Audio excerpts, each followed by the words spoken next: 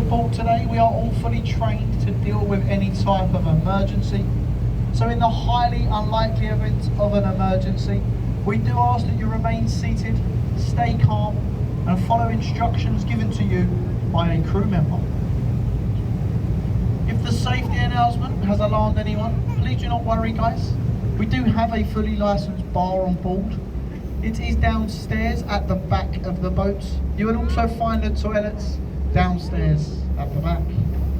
If you are on the upper deck, most of you are, we ask that you remain seated the whole time that the boat is moving. It is for your own safety, guys, so we do ask that you remain in your seats the whole time that the boat is moving. And finally, City Cruises as a company, they provide you with an... But guys, there is another option. I could stay out here with you, point a few of the sites, some places of interest, and share my local knowledge with you in the form of a live commentary. So what we are going to do, we are going to have a little vote. Please do raise your hands if you would like to hear the live commentary. Okay, please do raise your hands if you actually understood a word I just said. Please feel free to keep it to yourselves. We'll start off in front of us. The captain is going to turn the boat for us. It's going to be on our right hand side to get a lovely view of the Houses of Parliament. Now the Houses of Parliament is mainly made up of two towers. The tower in the distance, the Victoria Tower. Named this after Queen Victoria when she erected it herself in 1852. The other tower, it's not Big Ben, guys, it's the Elizabeth Tower. But in 1 minute time, we will hear Big Ben. Big Ben is the bell, it chimes on the hour and the hour. Is this going to be an awkward 60 seconds? There we go, there's Big Ben. I'll be quiet. So you did just hear Big Ben. It chimed 3 times for 3 o'clock in the afternoon. Moving on to the right, you can see the London Eye, 5 land miles. That's as far up as Windsor Castle. You can see every borough here in London. So what we like to do when we go underneath these bridges, we like to wave. Michael Jackson and even Blue Eyes himself, Frank Sinatra, have all performed at the Royal Festival Hall.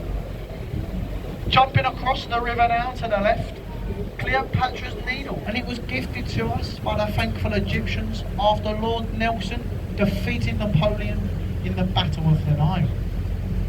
It's the oldest thing you're going to see here today on your journey. It's over 3,500 years. The side of the bridge does appear dirty, but the faces of the bridge are very clean. It is the longest bridge that stretches across the river, and it was the only bridge built on time and under budget. To the left now, folks, underneath every lamp post there is a green lion's head with a ring in its mouth. The ring was used for when ships back in the day, they tied up alongside the river wall. And the lion's head, that was used as an early flood warning system for the underground workers. You're probably wondering, why the underground workers? Well, the River Thames, it used the first one. If the lions were drinking, London was sinking. The second one, if the water went up to the lion's mane, London will go down the drain. Where the first OXO stock tube was made for your gravy. Today, it is just home to unaffordable luxury apartments. There is an event space on the middle floor, and on the top floor a Michelin star Harvey restaurant. But keeping on the theme of unaffordable luxury apartments, to the right, this building with the curve. Number 1 Blackfriars, one of the newest and most expensive apartment blocks to face the river. The cheapest one is on the bottom floor with a roadside view, £1 million. The higher you go up, the more expensive they become. We do have a nickname for this building. We have nicknames for loads of buildings here in London, but this one we call the Kim Kardashian. I've been told is to do with the curve and not a lot going on upstairs. Blackfriars Road Bridge and Blackfriars Railway Bridge are these two bridges.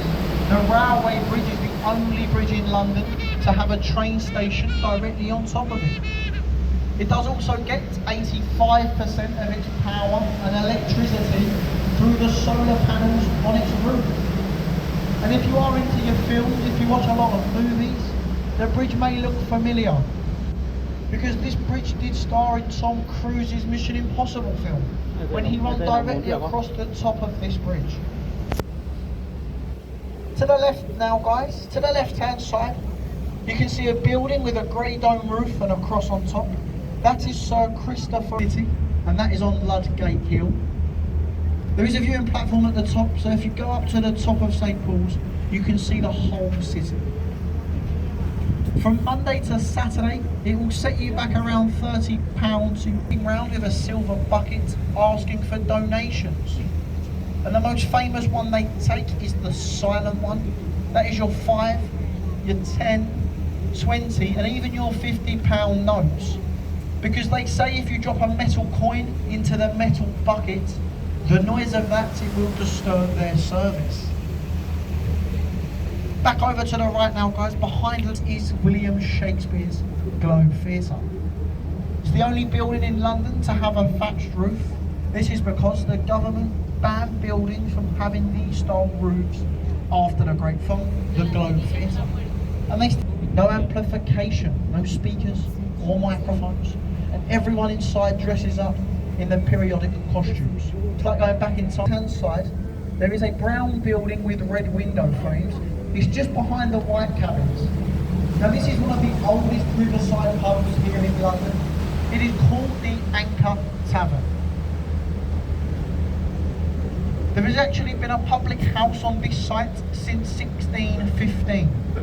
Many famous Englishmen have drunk in there. William Shakespeare himself used the attic as a dressing room.